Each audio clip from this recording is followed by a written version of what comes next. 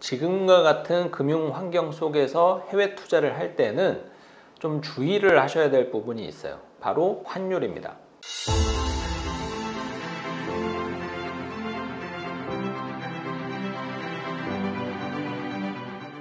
안녕하세요, 백다마TV입니다. 요즘에 정말 해외 투자 많이 하시죠? 그래서 해외 직접 투자는 주식 투자뿐만 아니라 ETF 그리고 펀드들까지도 국내보다는 해외 투자에 대한 선호도가 계속적으로 늘어나는 것 같아요. 개인적으로도 이 투자의 자산 배분을 구성을 할 때 국내보다는 해외 비중을 훨씬 더 높이는 걸 선호를 하기 때문에 최근에 이런 흐름이 그렇게 나쁜 흐름이다라고 보지는 않습니다. 하지만 지금 기준으로 지금과 같은 금융 환경 속에서 해외 투자를 할 때는 좀 주의를 하셔야 될 부분이 있어요. 뭐냐면은 바로 환율입니다.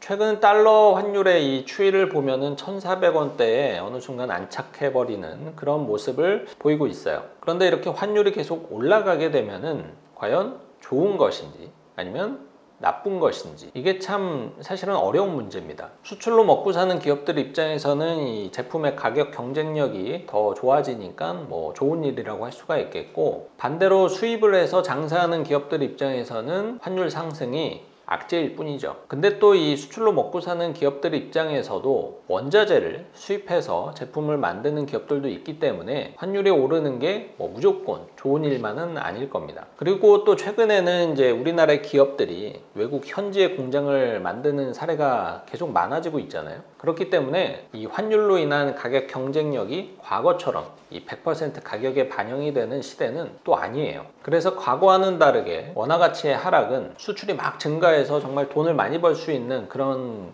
기회만 제공을 하는 게 아니고, 에너지 비용 상승이라든지 원자재 가격 상승이라든지 이런 요인들 때문에 오히려 인플레이션을 더욱더 유발하는, 그래서 서민의 고통만 더 가중되는 그러한 요인으로 부각되고 있는 게 현실이기도 합니다. 이 주식시장은 신은 예측을 할 수 있다고 하는데 환율 시장은 신도 예측을 못하는 영역이다라고 하죠. 그만큼 이 환율 시장은 변수도 굉장히 다양하고, 그리고 시시각각 이 인풋과 아웃풋에 대한 결과가 상이한 시장이라서 정말 예측하기가 굉장히 어려운 시장 중에 하나입니다. 일단은 앞으로 이제 환율의 추이는 결국 한국과 미국 간의 이 금리 차이가 어떤 흐름으로 가느냐가 가장 중요한 포인트가 아닐까 생각이 드는데, 현재 미국의 기준금리가 2.5%고 우리나라가 2.25%거든요. 일반적으로는 당연히 미국의 금리가 더 낮아야 돼요. 하지만 미국이 요 몇 달간 금리 인상을 빅스텝으로 단행을 하면서 미국의 금리가 한국보다 더 높은, 보기 드문 그런 일이 지금 벌어졌죠. 근데 이런 현상이 결코 우리나라 그리고 우리나라 환율 입장에서는 그다지 반가운 그런 분위기는 아닙니다.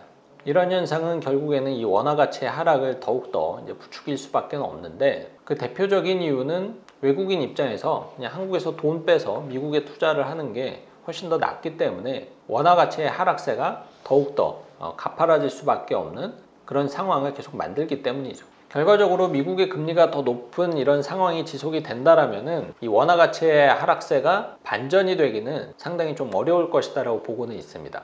다만 우리나라도 금리 인상을 안 할 이유가 없고, 그리고 정부의 환율 방어 정책도 지속적으로 나올 가능성이 있기 때문에 이런 현상이 쭉 이어질 거다라고 예상을 하기는 조금 어려울 것 같고, 멀지 않은 시일 내에 우리나라의 기준금리가 미국의 금리를 다시 재역전하지 않을까 조심스러운 예측을 한번 해봅니다. 그래서 이 환율이 오르는 것과 펀드, ETF 투자를 하는 것과 무슨 관계가 있는 것인가? 제가 오늘 하고 싶은 이야기의 핵심은 해외 투자를 할 때 앞으로는 환율이 다시 내리막길을 걸을 때를 좀 대비할 필요가 있다라는 것입니다. 만약에 환율이 1,300원에서 1,200원으로 하락할 경우에는 이 환차손으로 인해서 얻는 데미지가 대략 마이너스 한 10% 정도가 됩니다. 그러니까 이런 상황을 좀 대비를 할 필요가 있다라는 거죠. 왜냐하면은 이 해외 투자할 때, 주식은 아니겠지만은 특히 ETF나 펀드를 투자하시는 분들은 이 환율에 대해서는 전혀 고려하지 않는 상품 선택을 하는 분들이 상당히 많기 때문에 이런 말씀을 드리는 거예요. 그런데 앞으로는 ETF나 이 펀드 투자를 할 때 이 알파벳 한 글자를 반드시 눈여겨보셔야 됩니다. 펀드나 ETF 상품을 고를 때 이 상품명을 유심히 살펴보시면 아시겠지만은 상품명 옆에 이 알파벳 H가 붙어 있는 경우가 있고, 혹은 없거나 혹은 UH라고 적혀져 있는 경우를 본 적이 있을 겁니다. 일단 펀드나 ETF에 H가 붙어 있는 경우에는 환해지를 하고 있는 상품임을 의미합니다. 그래서 환해지를 위한 비용이 추가가 된다라는 단점은 있지만, 이 환율 변동에 있어서 펀드나 ETF의 평가액이 달라지지 않는다라는